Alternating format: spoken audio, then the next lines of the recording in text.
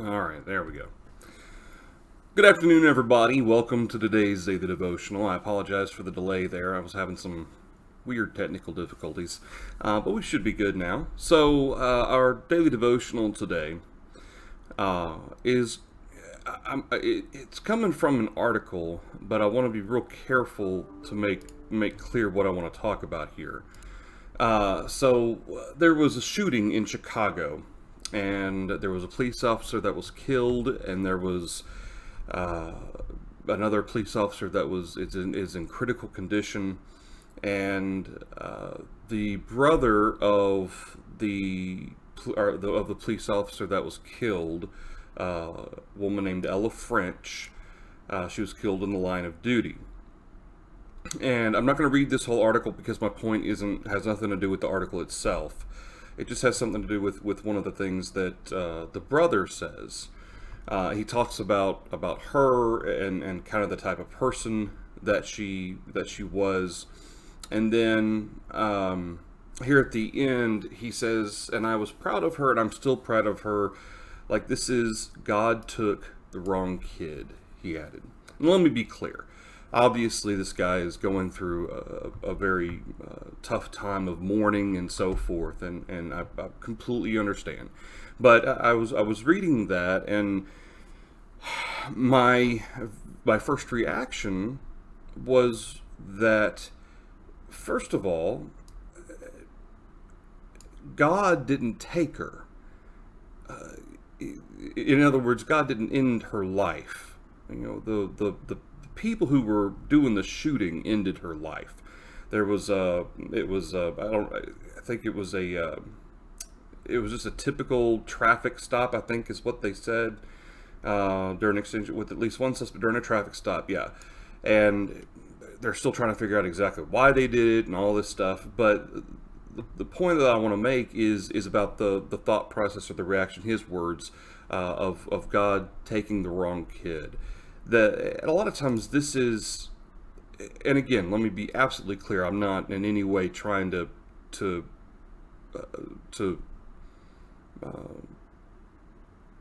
talk bad about the brother here or anything like that, but it just got me to thinking about people's reactions when bad things happen, and how that sometimes when bad things happen, our reactions are more about in that grief state, the thought process of, where was God in this? And he doesn't say that. He says God took the wrong kid, and it just kind of got me to thinking that when bad things happen, whether it's the loss of a loved one or it's something happens that we don't really want, that doesn't make us happy for sure. What is our reaction when it comes to God? Of course, when it comes to trials, and there's trials, or they fall into all kinds of categories.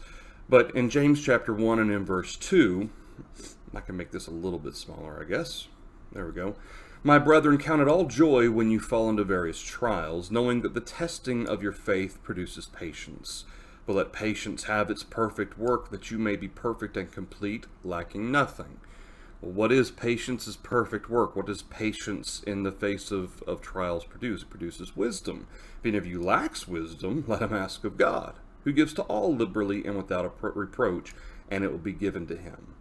And then later on, starting in verse 12, James says, "Blessed is the man who endures temptation, for when he has been approved, he will receive the crown of life which the Lord has promised to those who love him. Let no one say when he is tempted, I am tempted by God, for God cannot be tempted by evil, nor does he himself tempt anyone." And I think it's important to point out here that James, obviously, he's talking about trials. He's talking about, and here in verse 12, he talks about temptations, which would be temptations to sin. But all things that are good come from God, and it's important that we remember that as far as bad things that happen in the world, as God allow them to happen? Sure. Yeah, he allows them to happen, but God doesn't make bad things happen. And for that matter, God doesn't make bad people do bad things, nor does he somehow intervene to prevent bad people from doing bad things. In this particular case, the way the brother describes this officer, it sounds like she was a very stand-up person. She was always looking to help people, and most police officers do have that type of mentality, that they're in that line of work specifically because they're there to help. They want to help people. And that being the case, it's makes that even sadder that this type of person would be affected in this way, obviously to lose her life because of a poor decision or a bad decision by somebody. And again, that kind of brings about the question of, well, why does God let bad things happen to good people? Okay, or to innocent people, in terms of innocent, of people who don't deserve that type of thing to happen. And what it boils down to is that when we talk about bad things that happen in the world, especially as it pertains to things that are done by people, okay, why does God let bad people do bad things to good people or innocent people? What do we expect God to do exactly? We expect God, in a world of 7 billion people, to stop everyone from doing what they want. No one's allowed to do anything bad. Is that what God wants from people? They do good only because they're forced to, and God literally won't let them do anything bad, or anything bad that won't affect someone else. Okay, that's not how God operates. And from Old Testament to New Testament, God gives man free will to choose. And that's something that is consistent throughout history, that God allows man the right to make his own choices. Obviously, we could talk about Job and how that Job in chapter 1, after everything that happened with losing his children, losing his livestock, all that stuff, that in the end, what did Job do? He fell down and he worshipped. That's what he did. Naked I came from my mother's womb, naked I shall return there. Blessed be the name of the Lord. Or the Lord giveth, the Lord taketh away. Blessed be the name of the Lord. And in chapter 2, after his wife turns on him, his friends turn on him, Job tells his wife, shall we accept good from God, but not accept adversity? Everybody's going to face difficult times. But what we have to do in those difficult times is determine, obviously, whether somebody's at fault or not. Okay, some adversity comes from other people, like in this case, some people made bad choices to start firing a gun during a traffic stop. Other times, it may be natural disasters, pandemics, okay? Things that nobody really has necessarily any control over. And what is our reaction when we face those difficult, trying times? Because there are times where even some Christians their faith is shaken. I guess because they think that because they're a Christian, God won't allow anything bad to happen to them. Maybe they think that as soon as something bad happens, well, God's not worthy to be worshipped or praised. Isn't that the very thing that Job's wife actually kind of led to or kind of implied here? In Job chapter 2, after he loses his health, in verse 9, his wife said to him, do you still hold fast to your integrity? Curse God and die. It's kind of implied, either A, you're guilty, Job. Do you still hold fast to your integrity? Okay, either you're guilty and you deserve what's happening, or you don't deserve what's happening, and God is not worthy to be served. Curse God and die. Because God shouldn't be letting anything bad happen to you if you're not guilty. But that's, again, that goes back to, and thus the response from her: shall we indeed accept good from God? Shall we not accept adversity? And it just goes back to show, first of all, obviously in a very broad way, that this world is full of uncertainty. This world is full of pain and sorrow. It's full of death. It's full of uncertainty. It's full of struggle. That's what this life is about. No matter how good things may be at any given time, in a split second, things can change. Obviously, that's not to say that dealing with adversity or problems is easy. It's not. But Job, he loses everything. I mean, in chapter 1 here, he lost everything all at once. And what does he do? He says he tore his robe, he shaved his head, he fell to the ground. He was in deep emotional distress. He was in deep emotional turmoil. What does he say? He says, the Lord giveth, the Lord is taken away. Blessed be the name of the Lord. It's people say things and people think things in moments of extreme grief. And again, I'm not blaming this brother for what he says about God taking the wrong kid. I understand. I understand what he's saying. He's in great grief. I'm not, and I don't even know that he's blaming God necessarily. I think it's just kind of one of those things where somebody dies, and the thought process is that God took them, and that as far as this brother's concerned, God shouldn't have taken her. God took the wrong kid. I get it. I understand. And again, I want to make it absolutely clear. I'm not blaming this guy. I'm not saying that he shouldn't have said that. I'm not saying anything like that. But it just got me to thinking about our reactions in times of difficulty, and how we react, not only for ourselves, but for our family members, for people around us who know that we're Christians. We can either open a door or many doors in our reactions to those things, or we could shut them forever in our reactions to difficulties. And obviously trying to reason through emotion is very difficult in the moment. But this is what God calls on us to do. He calls on us to rise above the emotion. It's exactly what we see from Job here. Was he in emotional distress? Yes. But did that cause him in a moment of weakness to curse God? No, it didn't. And it's important that we learn not only from Job's example, but think about the example of David.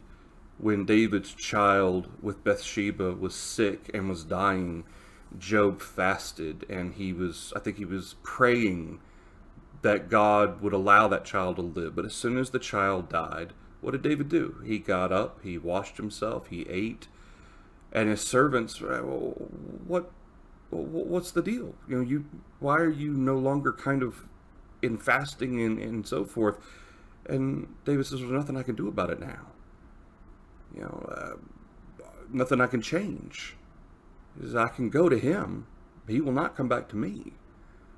And even in that moment, David didn't blame God. If anything, David blamed himself. That was one of the consequences of his actions. And so it just goes to show that we have to be very careful how we handle things that happen. And when people ask us, why did God let this happen, or why did God, not stop it? What really do we expect God to do? Okay, do we expect God to eliminate all hurricanes? Do we expect him to eliminate all disease, all earthquakes? Do we expect him to kind of literally stop bad people from doing bad things? There would be no free will. The world wouldn't function according to the natural laws that God created it to function in. So why would God do that? Does that mean God doesn't love everyone? Of course not. God sent his son to die for everyone. Of course God loves everyone. But that doesn't mean that this life isn't full of hardship. And that's the very, very point that we make regarding how wonderful heaven's going to be. This is why we're told in Revelation 21 about how beautiful heaven is, and about how there will be no more pain, no more sorrow. Verse 4, God will wipe away every tear from their eyes. There shall be no more death, nor sorrow, no crying. There shall be no more pain, for the former things have passed away. This is what provides such contrast between our world and its uncertainty and the world that God has prepared for us, that Jesus has prepared for us at home in heaven. That new Jerusalem, that mansion that Jesus has prepared. This is why no matter what happens in this life, we rise above the turmoil. We rise above the churn, so to speak. And we make sure we focus on heaven. So that way, when bad things do happen, and they will, it's not a question of if they happen, it's a question of when bad things happen. Because they will. There's not a single person alive who hasn't faced some sort of sorrow, some sort of difficulty, something happened to their loved one. Everybody faces that at some point in our lives. So the question is, how do we prepare ourselves for that eventuality? How do we prepare ourselves for loved ones dying, or difficulties, disease, physical maladies? How do we prepare ourselves? We look at examples like Job. We remind ourselves from James chapter 1 that we're to go through our trials with patience, realizing that this world is not perfect. Because it's not. In terms of physical life, life isn't perfect. It's not meant to be. That's why we have to focus on God, because the spiritual world that He has waiting for us is perfect. All right, that's the daily devotional for you today. It was just something I thought about, and again, I want to make sure, I'm not blaming the brother, this police officer, for saying what he said. I get it. I understand what he's saying. But like I said, it was just one of those things that it kind of just caught me off guard, especially with the title of the article. The very first thing I thought of was actually, I thought of Job, because that's the title of the article. That's what it was presented as, and obviously it's not God's fault. And I don't know, but I don't think that that's what the brother meant to say either. Was that it's God's fault, but that. Sometimes when people die, the thought process, they died before their time.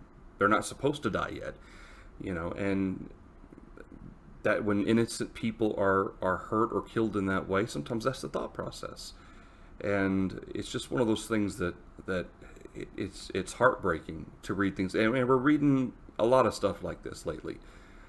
People coming down with COVID who were, young or had young children, and things like that. It's a difficult time to read stuff like that, but it's also an important opportunity to be strong in our faith, and to be able, if the opportunity comes up, to share that with others. That, well, God never said it's going to be easy. God never promised it's going to be a perfect life. In fact, God promised it's not going to be a perfect life. But we have to be prepared. It just goes to show. All right. That's the daily devotional. Lord willing, we'll see you all tomorrow at 6:30. Thank you, everybody, for watching. See you tomorrow.